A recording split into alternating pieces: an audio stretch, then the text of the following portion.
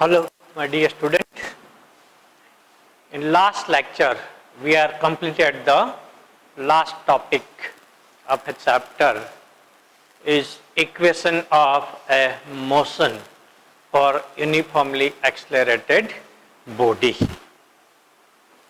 And we are deriving the three equations for uniformly accelerated body, and this three equation is v is equal to u plus at. Second equation s, distance travel is ut plus half at square, and third equation is 2as is equal to v square minus u square. Okay? And we have solved some numericals based on that. Okay? Now we will solve the exercise numericals, okay, based on this equation. Okay? So in your textbook NCERT exercise, okay, problem number 4. Okay? Already we have solved the first, second and third numericals. Okay? Now example number 4. Okay? So what is the given? A motorboat starting from a rest on a leg accelerate in a straight line at a constant rate of 3 meter per second square for 8 seconds. How far does the boat travel during this time? Okay? What is the given? Once again I repeat it. A motorboat starting from a rest on a leg. Motorboat hai? Okay? In leg. It's starting from rest, matlab initial velocity is 0 and accelerate in a straight line at a constant rate of 3 meter per second square. Okay, uniform acceleration is given and value of acceleration is given 3 meter per second square for the time t is equal to 8 seconds. Find the distance traveled by the boat. We have to find out the distance traveled by the boat. So a value is given, u is given, t is given, s we have to find. So we are using the second equation because we have a direct value. S is equal to ut plus half at square. So u is 0, so this term is 0, half a is 3 and t is given 8 into 8. Okay, so this we are getting is 4. So 4 3 is 12 and 12 into 8 we are getting is 96 meter. So distance traveled by the motorboat we are getting is 96 meter. Okay. Now next example, example number 5. Okay, so what is the given in example number 5? A driver of a car traveling at 52 kilometers per hour apply the brake and accelerate uniformly in opposite direction. The car stop in 5 seconds. Another driver going at a 3 kilometer per hour in another car applies his brake slowly and stop in 10 seconds. On the same graph paper, plot the speed versus time graph for the two car and which of the two car travel further after the brakes were applied. फिर से repeat कर रहा हूं क्या दिया हुआ है. A driver of a car traveling at a 52 kilometer per hour. एक कार A है, उसका जो ड्राइवर है वो travelling with speed of 52 kilometre per hour, मतलब initial velocity of car A is 52 kilometre per hour and apply the brake and accelerate uniformly in opposite direction and the car stop in 5 seconds. After t is equal to 5 seconds the car is stopped. So final velocity we are getting is 0. Okay. Now another thing is given is another driver going at 3 kilometer per hour. Car B दिया हुआ है, उसका driver वो travel with 3 kilometre per our. इसकी uniform velocity initial velocity दिया हुआ है, ठीक है, and he Okay, applies his brake slowly and stop in 10 second. वो ऐसे ब्रेक अप्लाई करता है कि उनको स्टॉप होने में 10 सेकंड लगता है, तो इनकी भी फाइनल वेलोसिटी क्या आएगी, 0 आएगी। ठीक है, then what we have to find on the same graph paper, plot the graph of speed versus time and which of the two car travel further after the brake were applied। ठीक है, break apply करने के बाद कौन सी car है वो ज्यादा distance travel करेगी, वो हमें फाइंड करना है। ठीक है, ग्राफ हमें ड्रॉ करना है, तो किस प्रकार हम करेंगे, पहले तो यहाँ पे जो वेलोसिटी दिया हुआ है उसको हमें कन्वर्ट करना पड़ेगा। ठीक है, तो here we are converting u is equal to 52 multiply 1000 divide by 3600 metre per second। Okay, if we are solving this equation, so we are getting this value is 14.4 meter per second initial velocity over here। Okay, and here we are finding u is equal to 3 into 1000 divided by 3600 meter per second। So after solving this equation, we are getting value is equal to 0.83 meter per second। ठीक है, तो हमें initial velocity दोनों की मिल गई, time हमें दिया हुआ है। What we have to draw the graph of speed versus time, हमें ग्राफ ड्रॉ करना है स्पीड वर्सेस टाइम का। तो यहाँ पे हम टाइम लेंगे, यहाँ पे हम स्पीड लेंगे। ठीक है, अब स्पीड और टाइम में हम देखते हैं तो मैक्सिमम टाइम हमारा कहाँ तक है, 10 सेकंड तक है। तो यहाँ पे हम स्केल लेते हैं, 0 है, 2 है, 4 है, 6 है, 8 है और 10 है सेकंड। ठीक है, अब मैक्सिमम वेलोसिटी हमारा क्या है, यहाँ पे 14 तक है। ठीक है, तो यहाँ पे हम वेलोसिटी ले लेते हैं, 2 है, 4 है, 6 है, 8 है, 10 है, ठीक है, 12 है और 14। ठीक है, वेलोसिटी ले लिया, स्पीड ले लिया। अब हमें ग्राफ ड्रॉ करना है दोनों के लिए, तो ग्राफ हमें कैसे मिलेगा, फॉर कार ए है उसके लिए इनिशियल वेलोसिटी क्या है, 14.4 at time t is equal to 0, मतलब यहाँ पे है 14.4 time t is equal to 0 पे। और अब टाइम 5 सेकंड, 5 सेकंड के बाद उसकी वेलोसिटी क्या हो जाती है, 0, मतलब यहाँ पे 5 सेकंड हो रहे हैं तो 5 सेकंड पे उसकी वेलोसिटी क्या हो जाएगी, 0। सो यूनिफॉर्मली एक्सेलरेशन है, रिटार्डेशन हो रहा है, so we are getting a straight line graph over here. अब this is for car A.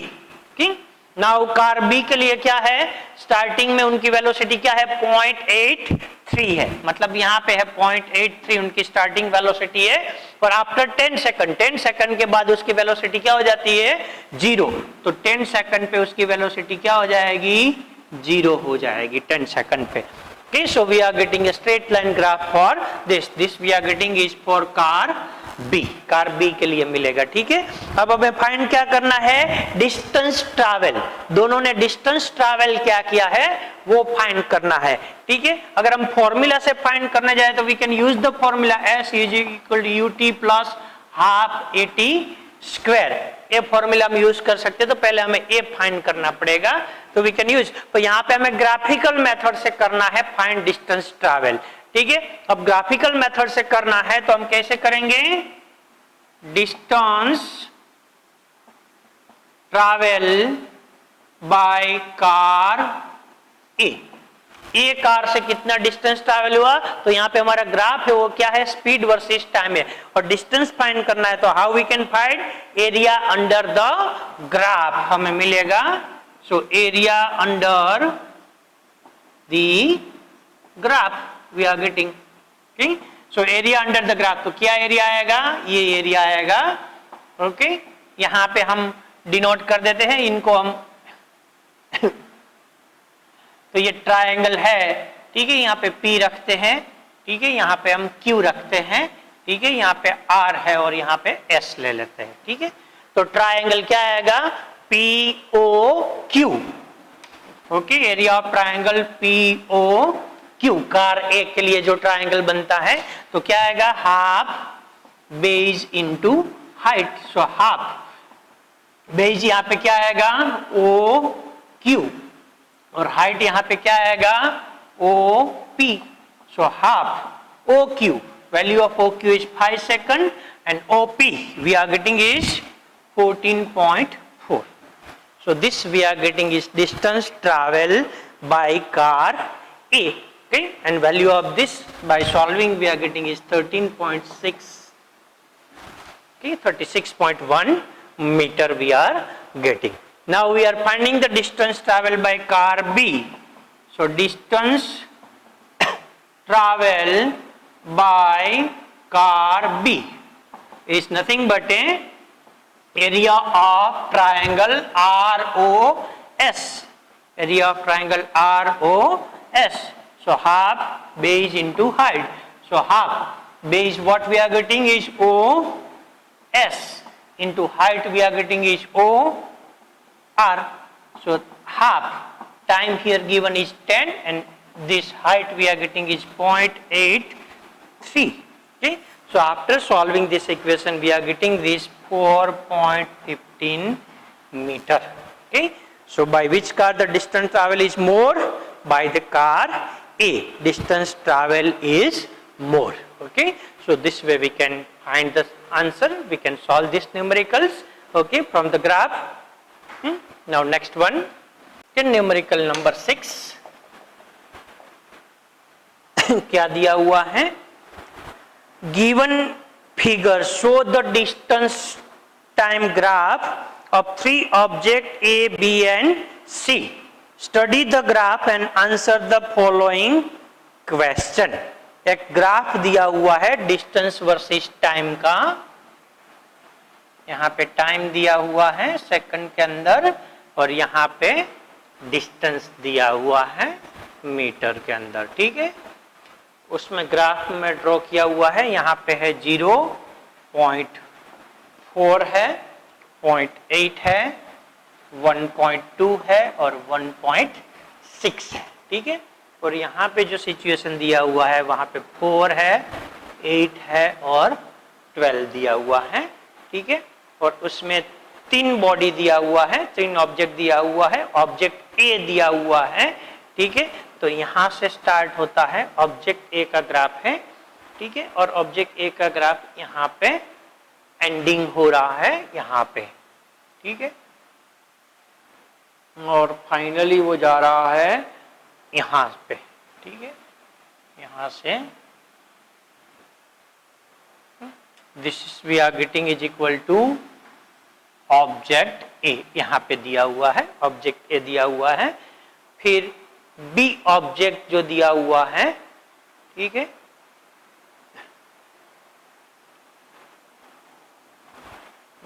B object दिया हुआ है 1.2 के बीच में से 12 तक. यहाँ से दिया हुआ है और आगे दिया हुआ है 1.2 से 1.6 तक. यहाँ पे दिया हुआ है, ये दिया हुआ है बी ऑब्जेक्ट दिया हुआ है. ठीक है, और तीसरा सी ऑब्जेक्ट दिया हुआ है. ठीक, वो सी ऑब्जेक्ट यहाँ से है और इसमें दिया हुआ है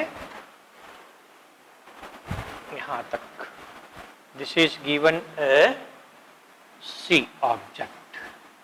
ए, बी और सी 3 ग्राफ दिया हुआ है. ठीक है, अब तीनों ग्राफ में से हमें आंसर देना है.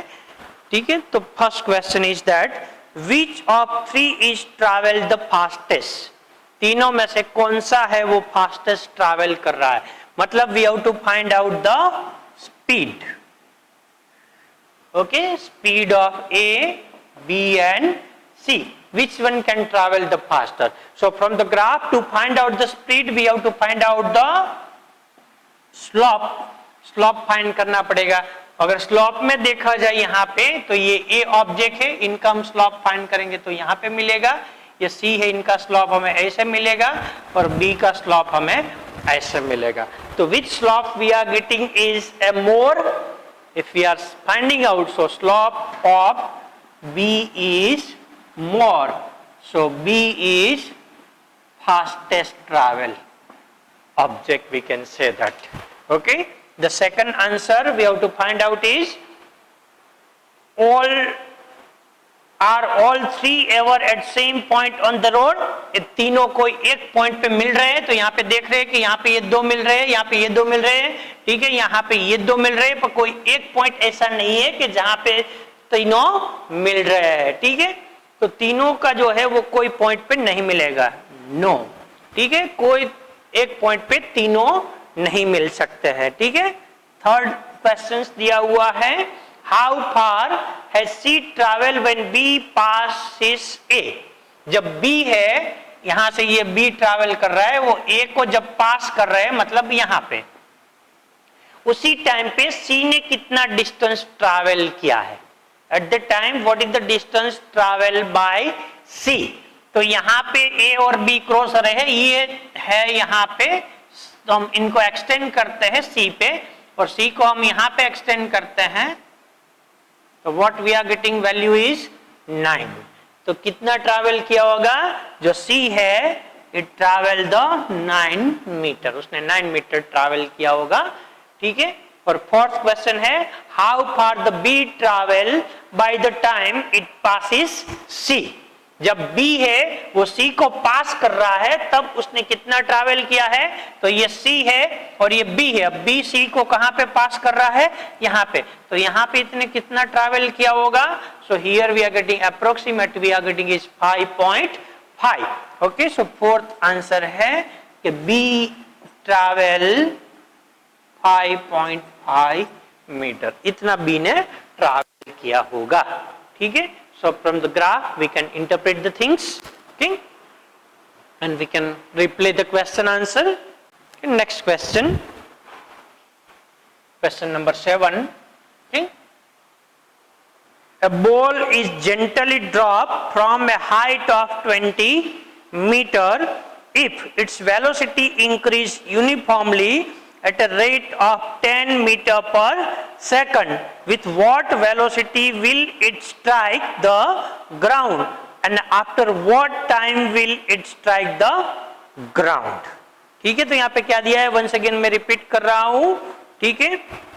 A ball is gently drop from a height of 20 metre, ये 20 मीटर का जो हाइट है, यहां से एक बॉल है वो ड्रॉप हो रहा है, we are drop the ball from the height of 20 meter, okay, if its velocity increase uniformly at a rate of 10 meter per second square, तो यहां से हम ड्रॉप कर रहे तो इनिशियल वेलोसिटी क्या होगी 0, और यहाँ पे वेलोसिटी इंक्रीज हो रहा, तो एक्सेलरेशन दिया हुआ है 10 मीटर पर सेकंड स्क्वायर से वो इंक्रीज हो रहा है, ठीक है।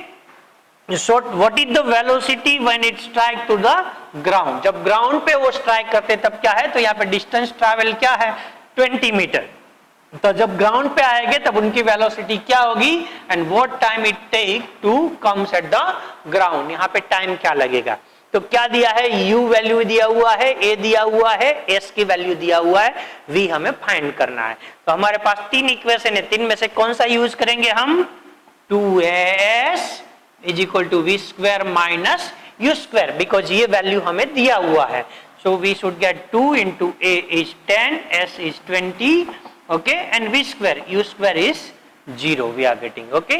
So here v square we are getting is equal to 400, so we are getting is 20 meter per second। तो जब वो स्ट्राइक करेगा एट द टाइम उनकी वेलोसिटी क्या होगी, 20 मीटर पर सेकंड उनकी वेलोसिटी होगी, ओके। अब टाइम क्या लगेगा, टाइम हमें फाइंड करना है, so we can use any equation, okay. So v is equal to u plus 80, अब v आया 20, u 0 है, plus 80, 10 into t, so t we are getting is 20 by 10, so 2 second, और क्या टाइम लगेगा यहाँ तक पहुंचते पहुंचते उनको 2 सेकंड लगेगा यहाँ तक पहुंचने के लिए, ठीक है। Now next one, once again graph का प्रॉब्लम दिया हुआ है, the speed time graph of a car is shown in figure, ठीक है। एक स्पीड और टाइम का ग्राफ दिया हुआ है, एग्जांपल नंबर 8 है, टाइम एंड स्पीड, टाइम और स्पीड का ग्राफ दिया हुआ है, ग्राफ की वैल्यू हमें दिया हुआ है, यहाँ पे स्केलिंग है 2, 4, 6, 8 और 10, यहाँ पे भी 2, 4, 6, 8 और 10, ठीक। अब उसमें ग्राफिकल पोजीशन दिया हुआ है, ठीक है, 4 तक यहाँ से जो है ऐसे दिया हुआ है ग्राफ, ऐसे ग्राफ दिया हुआ है, ठीक है। यहाँ तक बॉडी है, वो उनकी स्पीड इंक्रीज हो रही है, अब यहाँ आके उनकी स्पीड है वो कांस्टेंट हो जाती है, ठीक है। Now we have to give the answer of a given question, ठीक है। तो पहला क्वेश्चन दिया हुआ है, find how far does the car travel in first 4 second. पहले 4 सेकंड में कार ने कितना डिस्टेंस ट्रैवल किया, तो फर्स्ट 4 सेकंड का डिस्टेंस ट्रैवल फाइंड करना है, तो we have to find out this area under the graph. ये जो ग्राफ है उसके अंदर का जो एरिया है वो एरिया हमें फाइंड करना पड़ेगा, okay. So how we should get the distance, distance we are getting is area under the graph, ठीक है। अब यहाँ पे जो ये ग्राफिकल पिक्चर दिया हुआ है वो कोई परफेक्ट शेप नहीं है, ट्रायंगल नहीं है, रेक्टेंगल नहीं है, ट्रेपेजियम नहीं है, तो डायरेक्टली हम नहीं फाइंड करने पड़ेगा। हमें क्या करना पड़ेगा, we have to find out the number of square, number of square under this graph into area of 1 square. एक स्क्वायर का एरिया कितना होता है और नंबर ऑफ स्क्वायर कितना होता है, उससे हम वो निकाल पाएंगे, ठीक है। नाउ सेकंड क्वेश्चन दिया हुआ है, which part of the graph represent uniform motion of A car. कौन सा जो पार्ट है वो यूनिफॉर्म मोशन है वो दिखा रहे हैं, तो कौन सा पार्ट आएगा, यहां से ये जो पार्ट है वो है यूनिफॉर्म मोशन, ठीक है। उनकी जो स्पीड है यहाँ पे कांस्टेंट हो जाती है, equal distance travel in equal interval of time, ठीक है। डिस्टेंस ट्रैवल है वो सेम हो जाएगा इक्वल टाइम इंटरवल पे, तो वहां पे यूनिफॉर्म मोशंस आएगा, ठीक है। Now next problem, example number 9, क्या दिया हुआ है, state which of the following situation are possible and give an example for this. नीचे की सिचुएशन कब पॉसिबल है उसका एग्जाम्पल हमें देना है। तो पहला दिया हुआ equation, an object with a constant acceleration but with 0 velocity, an object with constant acceleration but 0 velocity. ऐसा कब पॉसिबल है कि जब एक्सेलरेशन कांस्टेंट होगा तो वेलोसिटी 0 हो जाएगी, ठीक है। तो ऐसी सिचुएशन तभी पॉसिबल है कि कोई भी ऑब्जेक्ट को हम अपवर्ड डायरेक्शन में थ्रो कर रहे हैं। जब हम ऑब्जेक्ट को थ्रो करते हैं तो ऑब्जेक्ट ऊपर की ओर जा रहा है, तो उनका एक्सेलरेशन क्या होता है, कांस्टेंट होता है। और ऊपर जाके जब हाइट, पूरी हाइट पे पहुंचते हैं, before coming to the down, उसी टाइम पे उनकी वेलोसिटी क्या हो जाती है, 0 हो जाती है, ठीक है। तो मतलब क्या है, कोई भी ऑब्जेक्ट को है जब हम है, ठीक है, ऐसे ऑब्जेक्ट को हम करते हैं तो यहां पे उनकी वेलोसिटी क्या होती है, 0 होती है, और यहाँ पे उनका एक्सेलरेशन क्या होता है, 10 metre per second square. So acceleration is constant and velocity is 0। ऐसी एक ही सिचुएशन पॉसिबल है जब we are throw the any object in upward direction. कोई भी ऑब्जेक्ट को हम अपवर्ड डायरेक्शन में थ्रो करते हैं, और अपवर्ड डायरेक्शन में थ्रो करने के बाद वो ऑब्जेक्ट जब मैक्सिमम हाइट तक पहुंचता है तो एक समय के लिए उनकी वेलोसिटी क्या हो जाती है, 0। तो उसी टाइम उनका एक्सेलरेशन क्या रहता है, 10 मीटर पर सेकंड स्क्वायर, वो हमेशा क्या रहता है, कांस्टेंट रहता है। तो ये की सिचुएशन पॉसिबल है कि जब ऐसा हो सकता है, ठीक है। Now next question is what, okay, second question is an object moving, okay, an object moving in certain direction, object moving in certain direction, okay, with an acceleration, okay, with an acceleration in the perpendicular direction. Okay, an object moving in a certain direction with an acceleration in the perpendicular direction. ऐसा कब हो सकता है? तो ऐसा तभी हो सकता है when body is performed, okay, when object perform uniform circular motion.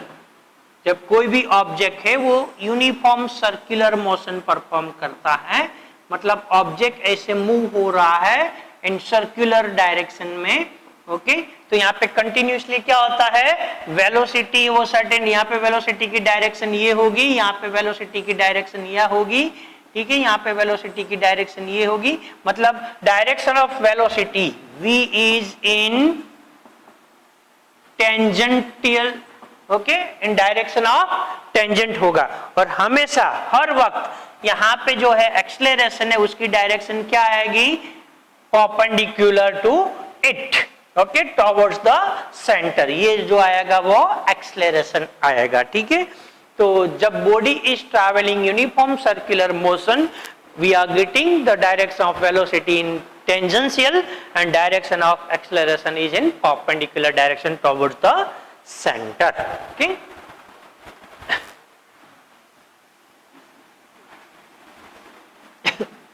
Now last question, okay, example number 10.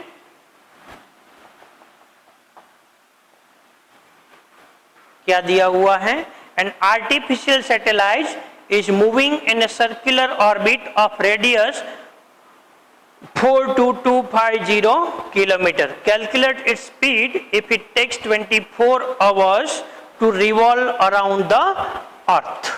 एक आर्टिफिशियल सैटेलाइट दिया हुआ है, ठीक है, और आर्टिफिशियल सैटेलाइट के लिए उसका रेडियस दिया हुआ है 42250 kilometre, and time taken to complete the one revolution, एक रिवोल्यूशन कंप्लीट करने के लिए जो टाइम लग रहा है वो टाइम यहाँ पे दिया हुआ है, ठीक है, 24 आवर्स, ठीक, 24 आवर्स, मतलब एक सैटेलाइट है, ठीक है, ये सैटेलाइट है, उनकी रेडियस जो है वो है 42250 किलोमीटर, ठीक है, और टाइम उनको लगता है 24 आवर्स कंप्लीट करने के लिए, ठीक है। तो इसमें, ठीक है, कितना स्पीड से वो ट्रैवल कर रहा है, वो स्पीड हमें फाइंड करना है, ठीक है। तो पहले तो इनको हमें आवर है, ठीक है, यहाँ पे तो हम स्पीड फाइंड करना है, तो स्पीड क्या आएगा, total distance, upon total time, so total distance यहाँ पे आएगा 2πr, circumference of the circle, upon total time taken is 24 to complete the one revolution, एक राउंड कंप्लीट करने के लिए जो टाइम लगता है वो टाइम आएगा, so we are getting 2 into 22/7 into r is 42250 upon 24. Okay, so we are getting this value, okay, by solving this equation we are getting, okay, whatever value is we are getting is kilometer per hour is nothing but a speed of a satellite, okay, इतनी speed से satellite travel करेगा, okay. So we are completed the NCERT exercise, okay, so you can do the more practice of more numerical, and any doubt, any query is there, so you can ask at any time. Okay, so here we have complete this chapter motion. So I request you all the students, revise this topic properly, understand the concept, because physics is a conceptual subject and it is related with one by one. Okay, once you understand this first chapter, then only you can understand the second chapter. If you understand the second, then only you can understand the third one, because which physical quantity we are studying in these chapters, in next chapter we are deriving more physical quantity with the help of this physical quantity. Okay, so understanding of each and every concept is very, very compulsory. Okay, so don't try to learn by heart. Read it properly, understand it properly, and if any doubt is there, so you can ask your doubts, so we can more clarify the concept. Okay, so we will meet for the next chapter. Before this, you revise this chapter. Thank you and have a nice day.